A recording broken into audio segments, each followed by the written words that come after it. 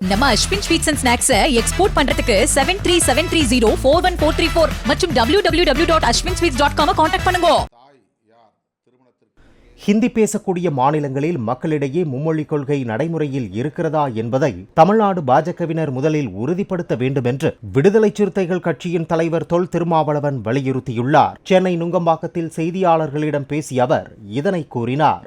ஹிந்தியை தாய்மொழியாக கொண்டு ஹிந்தி பேசக்கூடிய மக்களிடையே மும்மொழி கொள்கை நடைமுறையில் இருக்கிறதா என்பதை தமிழ்நாடு பாஜகவினர் முதலில் உறுதிப்படுத்த வேண்டும்.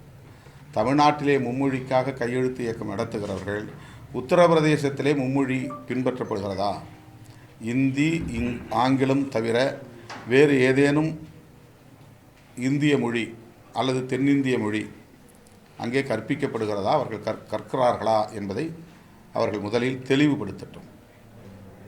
அவர்கள் தமிழ்நாட்டில் உள்ள குழந்தைகளுக்கு 3 மொழியை கட்டாயம் கற்க வேண்டும் என்கிற ஒரு சுமையை திணிக்க முயற்சிக்கிறார்கள். இது கூடுதலாக மொழியை கற்றுக்கொள்வதன் மூலம் அவர்கள் பெரிய ஞானிகளாக வளர்ந்து விடுவார்கள் என்பதை போன்ற தோற்றத்தை உருவாக்குகிறார்கள்.